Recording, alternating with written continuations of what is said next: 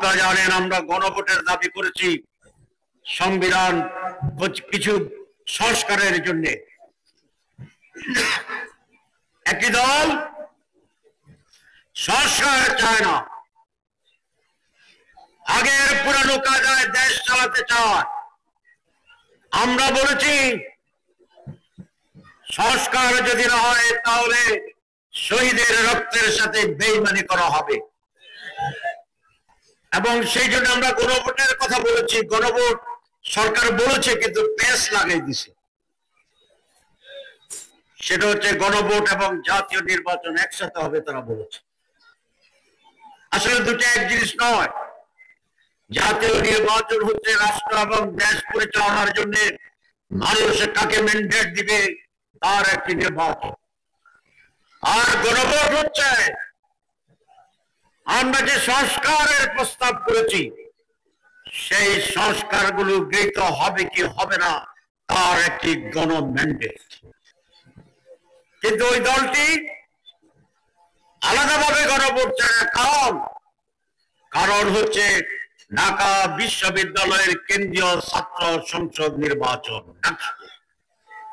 কারণ জাহাঙ্গীরনগর ইউনিভার্সিটি ছাত্র সংসদ নির্বাচন জাকসু, কারণ রাকসু রাজশাহী বিশ্ববিদ্যালয়, কারণ চাকসু চট্টগ্রাম বিশ্ববিদ্যালয়ে ছাত্র সংসদ নির্বাচন।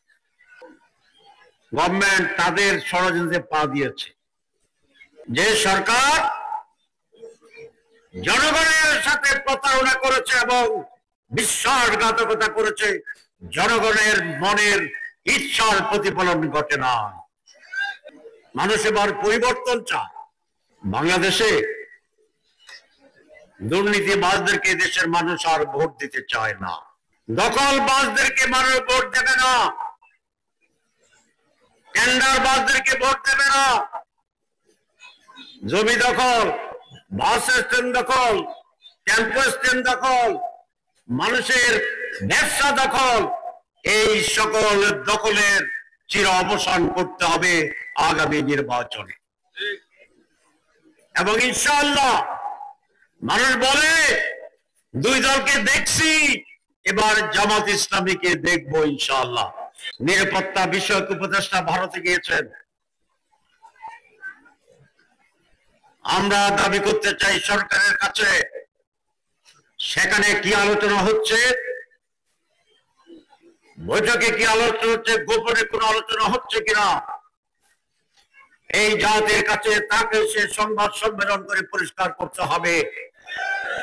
2024-এর আগে এই দেশের পররাষ্ট্রমন্ত্রী একবার ভারত সফর করেছিলেন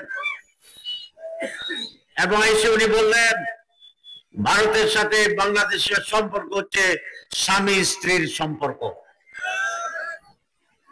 আমরা এরকম আর কোন স্বামী স্ত্রীর সম্পর্ক চাই না।